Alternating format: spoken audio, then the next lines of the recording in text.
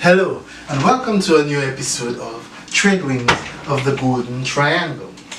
So the concept is to take a word which is found in the Creole language or culture of the island of St. Lucia and try and situate it using from the origins and what it may mean on a broader global perspective and looking into the history. Today we will be dealing with the word zanana or anana. So basically the ananas is the pineapple. We'll be talking about the pineapple. Now today pineapples are associated with East Asian cuisine. Pineapples in stir fries, pineapples even on pizza. Well, that's debatable. Some people don't like pineapple on their pizza. But it is said here that pineapples are native to South America. The Latin name for the fruit is ananas comosus, which originally came from the Guarani people. Now I've done an episode of about Guaranis. That's the episode on people who used to do their burial rituals using jars. Okay, check that one out. But it was the Guarani people that called it anana, and this meant fragrant and excellent fruit.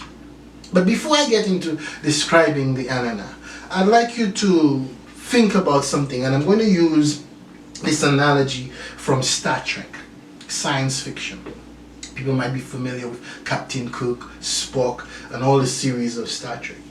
But what I'm talking about is the idea of, there was an episode in Star Trek Next Generation where they encountered a being which was almost like a deity, and he wanted to put Picard and humanity on trial because he thought that they were a threat to the universe. So this is the idea of a new civilization running into other civilization and running roughshod over them and destroying them.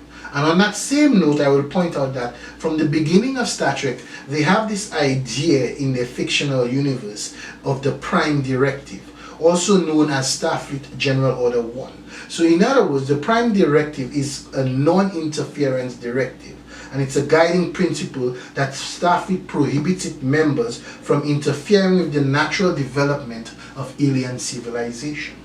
I wish that humanity had this idea of prime directives when they left Europe in 1492 and encountered the native Aboriginal tribes, because they had so much to offer, and now we're just reading about it from a historical perspective. And that's where anana, pineapple, comes in, because Columbus brought back pineapple from Guadeloupe on his second trip out of the Caribbean.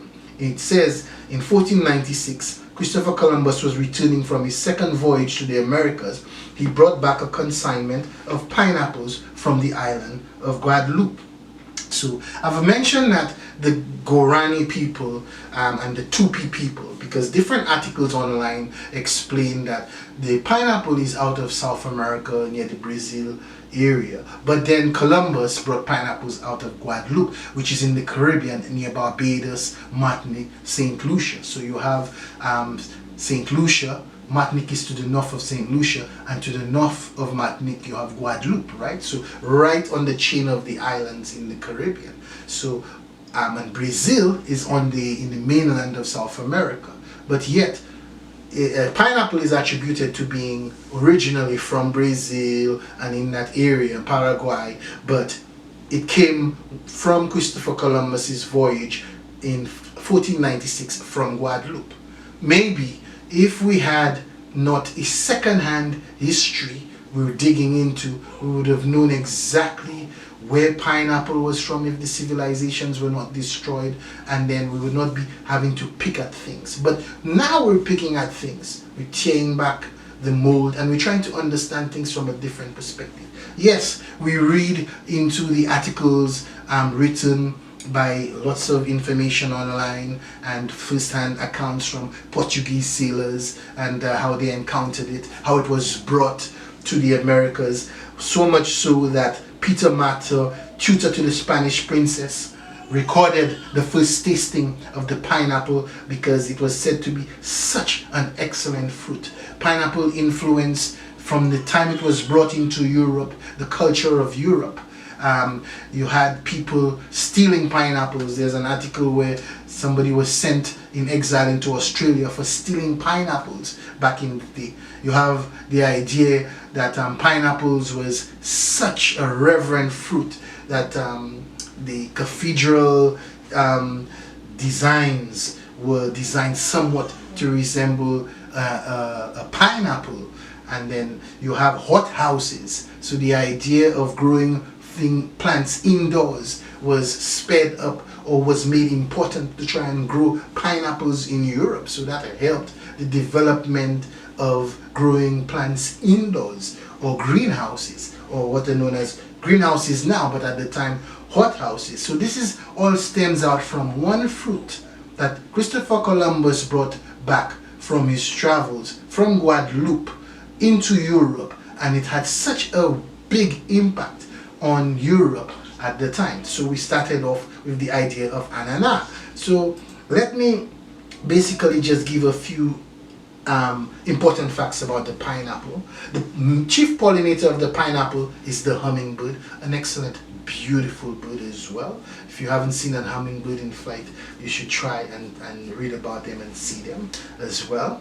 So pineapple is traditionally given as a gift by those settlements that were encountered in the Americas, or the Amerindian people. Okay, it takes 2 years for a pineapple plant to produce, and it is called the pine fruit, right?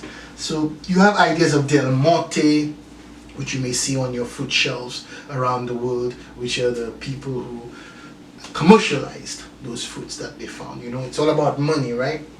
And an unripe pineapple not only tastes awful, but it can be poisonous as well. But there are many facts about the pineapple. It is a fascinating fruit, and it is something that you should look into. Like I said, the pineapple is associated with the idea of being discovered in Brazil and other places, but then we clearly know that Christopher Columbus brought it out of Guadeloupe on his second trip, coming in 1496. So check it out. This episode is about a word, ananas or zanana, which brings us to ananas comosus, which is the pineapple tree, and which is called pineapple by the Europeans because of its pine looking, but it was called that by the Guarani, or the native people, which meant most excellent tasting fruit.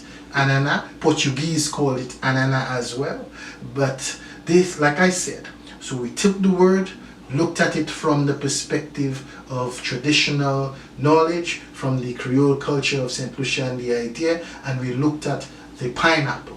It is now in South Asian cuisine, one of the most coveted fruits spread all around the world right now, but it came out of the Americas, discovered after 1492 when the Europeans traveled into the Americas. If you like the content, hit the like button, subscribe, it really helps, so I can bring a lot more information and ideas coming out from this channel. See you on the next one, and do enjoy.